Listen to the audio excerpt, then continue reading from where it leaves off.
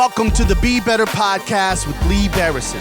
True stories from Bakersfield's business owners and entrepreneurs. Lee is a local real estate broker that sold over 1,700 houses in almost 18 years. He is a husband, father, owner, and lead coach of Infinity Real Estate Services.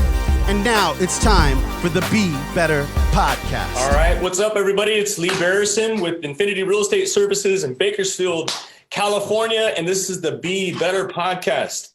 And I'm the host of the show, and I'm excited to bring on one of our great guests. As many of you guys know, we've had some great guests so far, and I think this one's going to be just as good as everybody else. But, you know, we've had Mike Ferry, we've had Neil Schwartz, we've had Greg Harrelson, we've had Brent Conley, and now I have the opportunity to introduce the one and the only, the man, the myth, Mr. Jeff Colon from the Bay Area. Jeff, thanks for joining us. Hey, thanks for having me. Yeah, man. Some great people on the show. Yes, there is. Yeah, we had a good lineup, and I tell you what, you're nothing less than any of those guys, you know. And there's a lot to say about that. You know, you've been in the business for 17 years now, right? Yes. Okay, good. And so, tell us a little bit about yourself, Jeff, real quick. Your family, what's your life like up in the Bay Area? I live in San Ramon, California. Born and raised in the East Bay. I was born and raised in Hayward. Been in the business, like you said, 17 years, and I'm a broker owner of my brokerage. Good for you. And it's the Jeff Colon Group, if I'm not mistaken, correct? Correct, yes. Okay, cool. So Jeff, 17 years in the business. And, you know, the reason why I brought you on this podcast, as you know, we talked before, but this is a podcast to spread some love into the real estate community, because nobody's giving any love. You know, everybody's they're paralyzed, basically. Yeah. You know, real estate agents, they're afraid to go outside. They're afraid to show houses. They're afraid to even get out of bed. And their disciplines are getting all screwed up because of the fact that it takes, 30, 60, 90 days to create a strong discipline for your life, right? Absolutely, yeah. Yeah, so when they finally decide to get back to work and get off unemployment, they're going to be all screwed up. So tell us, Jeff, like, being in the business for 17 years, obviously you've seen some trials in your business, which I have too. So what do you do on a daily basis to create strong discipline in your life? I follow the morning. So for me, what's kept me during this pandemic, it kind of reminds me back in the REO day, right? When the market shifted in 2008. I mean, I'm sure you remember that time, and everybody panicked. You got it. And that's where I really doubled down with Mike Ferry's coaching and just following what Mike Ferry says to do. And at that time, Mike Ferry said, follow the morning routine. And that's exactly right now what's helping me get through this. There's a lot of business to be had. It's just following the routine and doing the activities that's going to get you, you know, in relationship with the sellers and the buyers and helping serve them in the right way and guiding them. Because there's a lot of people out there, right, Jeff? You mentioned that it's on fire up in the Bay Area right now. Absolutely. Absolutely. Our market is moving gang. You put a home on the market, if it's priced right, you're getting multiples still. Interesting. So tell us, Jeff, you know, you mentioned the morning routine, but what does your morning routine look like? What does your schedule look like to have that discipline, that strong mindset you obviously got? So right now I'm getting up at 5, like this morning, got up at 4:45. I did a little bit of exercise, some in-home exercise. Obviously the gyms are closed. Jumping jacks, that type of stuff. Then I meditated, just sat there quietly, meditated for a little bit, wrote in my journal for a little bit, and then really just thought about what my day is going to look like and visualize the appointments I'm going to set. Oh, good for you. So basically it's like everybody talks about. Yeah. You wake up early, you eat something good, you exercise, you meditate, you journal, and then you visualize what's going to take place today. You know, the interesting thing, Lee, is, I mean, if you really look at it, success leaves clues, right? If you look at any successful person from any industry, they all do similar things in the morning, if not the same things. So if you look at, I remember Ron Cronin. I heard him say this one time. I'm sure you heard it, but if you want what they have, then do what they do, say what they say, think like they think, so you can have what they have. Exactly. Right. Exactly. So what you're saying is there's no manipulation of the will. You don't change the whole dynamics. You just replicate what they're doing, right? The wheel's already invented. Why not just duplicate it? Sure. Yeah. I mean, it's in the beginning, it's a little bit challenging to do it because your mind is like, is this right? Should I be doing it? Or your mind plays tricks on you. But if you get that accountability and line up with great people like yourself, I mean, over time, you got it down, and next thing you know, it's second nature. It's part of life. It's what you do. It's who you are. That's awesome, dude. So tell us, how many transactions did you close in 2019? 60 transactions. 60 transactions. Interesting. And what's the average sales price that you work with up in the Bay Area? Right now, today, it's $1.4 million. Last year, it was $950,000. Oh, wow. So you bumped up by 500,000. Yes. This year I bumped it up. Good for you, man. And I focused, I've made that conscious decision that it takes the same amount of work if you sell a $200,000 house or if you sell a $5 million house. Right? So why not get in that higher price that's selling? Sure. No, I get it. Yeah. I mean, plus a little bit more commission on the side, I would assume. Yeah. So that's just a byproduct of great service. There you go, man. I love it. Yeah. And I agree with you. I mean, if you don't focus on the commission, but you should simply focus on the service that you provide your clients, the money just follows automatically. So, yeah. And that's, with that, I had when I first got into real estate, haven't closed the deal yet. I started with Century 21, which is, they went out of business in 2008. But my trainer that trained me at that time was a top agent for a lot of years. And the very first lesson he told me is like, if you want to be successful in real estate, never calculate the commission until the deal's closed. Oh, yeah. He's like, if you provide the best service in the world, the money's going to come automatically. But if it falls out of escrow, you're not attached because you never calculated that money. Man, I couldn't agree with you more. And there's a lot of folks in our industry, Jeff, that do that kind of stuff. And oh yeah, no, I tell you what, you never count what do they say? Never count your chickens till the eggs hatch, right? And that's it. Don't count your chickens till they hatch. It mentally messes with their mind. Yeah. Yeah. So, all right. So Jeff, 60 transactions in 2019, which is great, by the way. What about this year? What's 2020 look like for you in production? The goal is 85. 85 transactions. Yes. Okay, good. So we're going to bump it up by 25 more transactions. We're going to raise our sales price by $500,000. So, and that's a big jump, 60 to 85, and, yeah. And so tell me this, Jeff, and all of our listeners out there, what is it that, being that the pandemic is here, we're not sure when it's going to go away or if it's going to go away. But what are you doing? Have you made a commitment to that 85, or have you tweaked your numbers and maybe even reduced the production that you're going to do this year because of what happened? The circumstances don't dictate my goal. They only dictate the activities that are needed for me to reach my goal, right? Meaning my goal is 85. I might have to hit some speed bumps and go around a couple things, but I'm still going to hit that 85. Good. So I might have to call more hours, right? So right now I'm not only calling 3 hours, I'm calling 6, 7, 8 hours. So, and I've joined an accountability group, which it's all guys that are high producers that are also calling, and we hold each other accountable at a high level. And that really helps hit the goal and keep the mindset right. Sure. That's great, man. So basically what you're saying is in order to obtain the goals that you've set, you've got to just double down on all your activities in order to get that number right. Exactly. And keep the right mindset. Your activity 70 days ago was half basically of what you've got to do in today's market, right? Absolutely. Yes. Okay. You have to do way more work. And I mean, you're approaching the whole thing is different because people are kind of cautious in meeting with you, right? Some people they want to meet with you via Zoom like this. I mean, this is the new normal. And if we give you the option, do you want to meet in person, or we could do Zoom or FaceTime? What do you prefer? Yeah, I tell you what, there's a lot of advantages of this market that I've seen, Jeff, since, we go into this virtual world of helping folks buy and sell property. I've taken 2 listings in the past week via Zoom, and it cut out the drive time. It cut out the time having to walk the house and, BS with the clients, and so on and so forth. Each listing appointment took about 10 or 15 minutes. And by the way, I'm wearing a suit today with pants, right? Nice.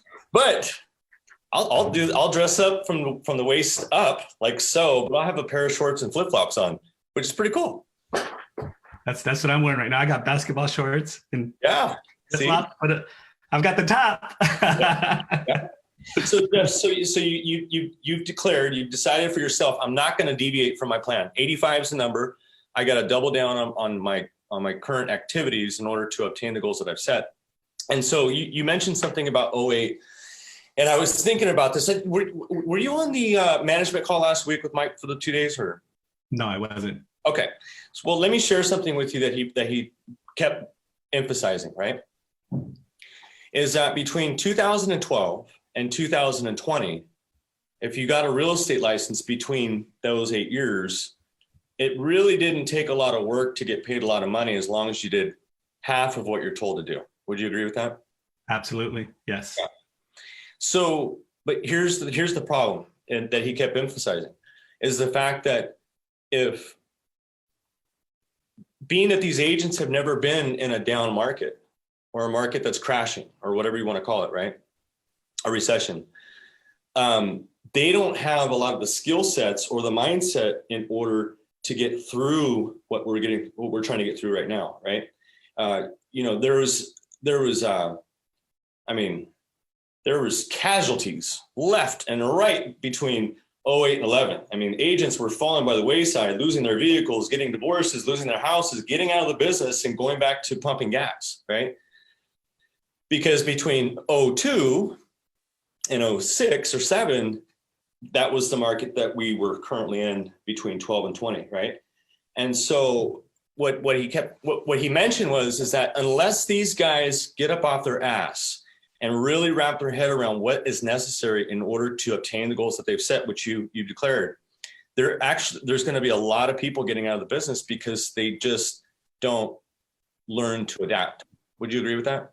Absolutely. I mean, it's those years you talked about from 02 to 07, right? And then 12 till just a couple months ago, those are order taker markets. I mean, if you just showed up, you dressed halfway decent and had a smile on your face and can open a door, you were going to sell a house, right? And now this is a skills-based market. This is where you need skills, you need the mindset, you need to be able to be the leader in the marketplace for the client. You need to show them that there's certainty that you could get the home sold and give them that confidence. 100%, man. So how do you do that? How do you create certainty? How does Jeff Colon create certainty for his clients? Well, the way I do it is knowing my scripts and dialogue, right? And asking questions. So the scripts and dialogue is just it's a beginning of the conversation. Mm-hmm. And then just probing to see what's important for that client and where they're lacking. Like, for example, I have a person I'm meeting tomorrow, and their big thing was that homes weren't selling during COVID-19. But then I shared with them, look, just right now, we've had since yesterday, right? We've had 72 homes come on the market and 39 homes go pending in a week's period from Sunday to Sunday. So people are actually selling? So homes are selling. And the interesting thing, Lee, is 60% of the homes are sold virtually. So they've never been entered into. They just see them through the Matterports and the 3D tours. Mm-hmm. So sharing this with them and showing them with certainty, look, we could get this done for you and we could get you to Texas where you need to be. They're like, great, come over if you can do it. All the other agents said they can't do it. Because they want to wait until it goes away, right? Yeah, they want to wait for it to be easy. Yeah. Yeah, and I tell you what, as unfortunate as it may seem, the agents that did get licensed between 2012 and 2020, I don't think anybody ever realized the fact that markets change, right? And, between 2007 or 8 to 11, I mean, I didn't know what was happening either. I don't know about you, Jeff, but I had to either adapt or get out of the business. And I did exactly what you're talking about. I had to, instead of working 6 hours a day, I started working 12. Instead of, prospecting for 3 hours, I turned it into 5 or 6. And, meanwhile, my business never went down. It stayed exactly the way it should have been. Although it required more work, but on the flip side, I survived. And these guys, if they don't learn to adapt and understand that, yes, you have got to work. Yes. You have to work harder. You have to work more. more focused work. You can't just pick up the phone and kind of go through the motions. You have to be intentional with what your outcome is during that session. Yeah. And that's just like you mentioned 2008. I mean, when the crash happened in 2008 in our market, I just looked around and seeing what was moving. So short sales were big. So I became the absolute expert in short sales. And then REO was big. I didn't have all the capital to go travel and meet the people. So I picked up the phone and started prospecting asset managers, right? And that's how I got my accounts. And the same thing now. I mean, there's the quote unquote lockdown. You can't go door knock right now. Well, you can, but I mean, some markets it's frowned upon. Right. So the phone, pick up the phone, text message, Facebook, go on LinkedIn, find the client, message them. There's a lot of ways to get the business. Are you willing to do what it takes? Love it. I love it, Jeff. You're absolutely right. So let me ask you this, right? So being, like you mentioned, door knocking is obsolete right now. We can't do it, or it's frowned upon. Which, by the way, not very many agents learned the skill of door knocking between 2012 and 2020 because of the fact that, hey, I got Mojo, I got a phone, I got AC, no need to, do anything crazy, right? Doors have always been my best friend, but being that the doors aren't available right now, we should, Jeff, as well as I do, that we should always have at least 4 or 5 lanes of business in order to get to 85 transactions. So what lanes are you focusing on right now? Where's your business coming from? FSBOs for sell by owners. Okay. Expireds, right? Just listed, just sold. And then old expireds, like from old. And then a big one for me right now, like half my business comes from past clients and center of influence. Okay, good. Okay. So that's like, I got one person I got in the contract and he's already given me 3 listings and we're pending with him. Ooh, very good. It's really just working the client and providing that level of service where they're just blown away and that they freely, but you have to also teach them how to refer, right? Right. You got to keep reminding them every time you see them. So tell me more about that. I mean, everybody wants referrals on this call. So, I mean, how does Jeff get multiple referrals from a client? So when we initially meet, I let him know, hey, once you're blown away with my service, Lee, I work for repeat business, I work for reviews, and I work for referrals. The money that I get is a byproduct of great service, right? And then once we go pending, I'm gonna say, now that we're pending, Lee, you're gonna hear everybody talking about real estate. If any of your friends or family wants to buy or sell real estate, do you feel comfortable giving me their number and referring me? Absolutely. And then we repeat that process. The next time we meet at the property inspection, hey, Lee, did you hear of anybody that's looking to buy or sell? Yeah. Right. So, and it's that process of just reminding them and programming them. So at the end of the transaction, you're their source. They're going to refer you. Now, after it closes, though, you got to stay in contact with them. Right. So, so you're basically touching them or asking for referrals anywhere maybe between 4 or 5 and 6 times during the whole process, right? Easy. Maybe more like 8 to 10 times, maybe 12 times. That's great. Because from our first meeting all the way to the end and all the phone calls, I'm always asking, hey, did you hear of anybody? Do you know anybody looking to buy or sell? Yeah. So in today's market with the epidemic, has your language changed at all while you're on the phones, or is it basically the same as what you just presented? Same language. The only thing changing is the means of how we meet and how contracts are being signed. I had a person that signed a contract on Friday that listed with me, and it was a phone conversation and DocuSign. Right. So they didn't want to meet. They were an older couple. They didn't know how to use Zoom and they didn't want to meet on FaceTime. So we just met over the phone, and they sent me a video of the interior of the home, and then they signed a DocuSign. So the way that we do business has changed a little bit, but the language is still the same. Sure. I love it, Jeff. Thank you for sharing that, man. Question for you. Yes.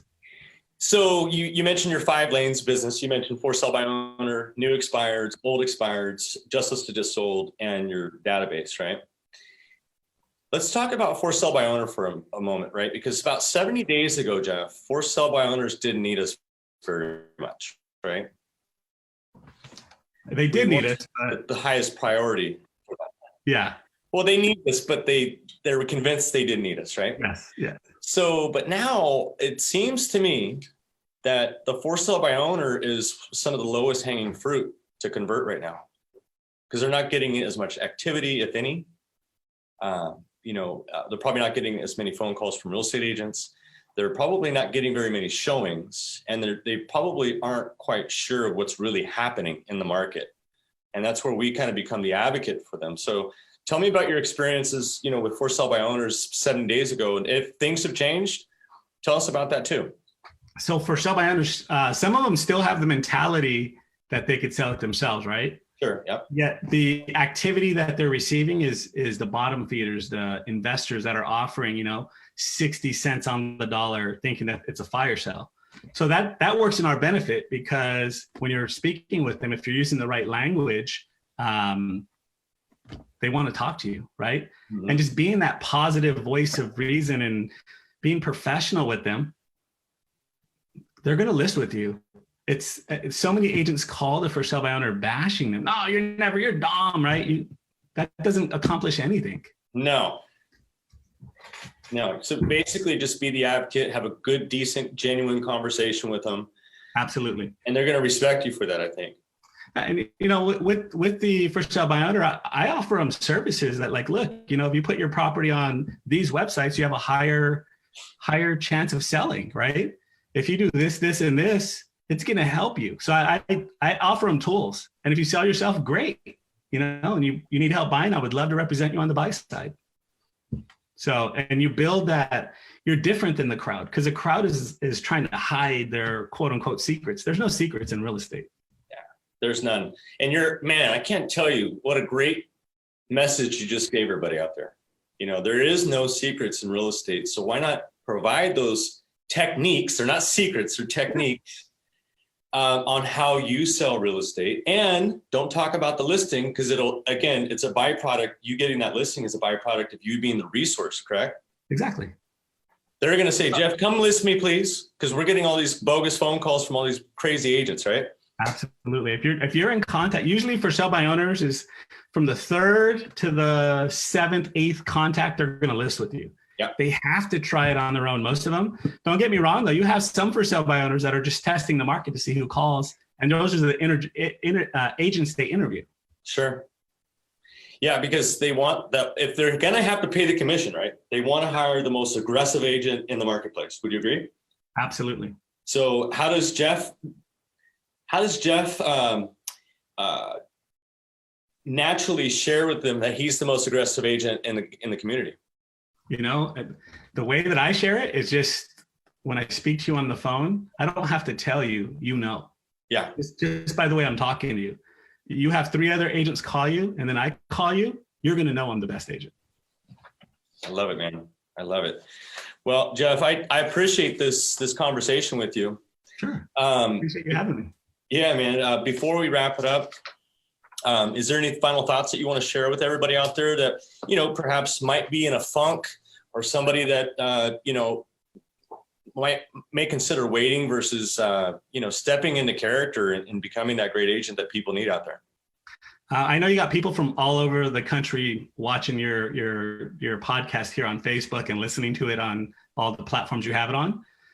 So what I would say is, whatever market you're in, align yourself with the Mike Ferry office, right? Someone that is training the Mike Ferry system, because he's really teaching you how to maneuver through this market. And if you're in Bakersfield, absolutely talk to Lee, because Lee is a leader in the community. He's offering these valuable podcasts he had Mike Ferry himself. He had Neil, Brent Conley, some amazing talent on these things for free, just trying to contribute and give back. Yep. So if you're in Bakersfield, absolutely talk to Lee. And if you're in the Bay Area and you want to talk, please give me a call. Jeff, why don't you let everybody know how to get a hold of you out there when they have a referral for you or whatnot? Sure. If you're on Instagram, it's at Just Call Jeff. My direct office line is 925-406-4259, 925-406-4259.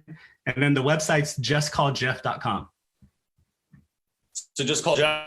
Just call Jeff. I love it, man. Well, I appreciate that. I appreciate you giving us your time today. And Jeff, I'll keep in touch with you if I got any referrals for you as well. And I look forward to seeing you at the next event. And if you ever come through Bakersfield, which you did just a while ago, yeah, I did it a couple months ago. I'll definitely call you. We can have lunch.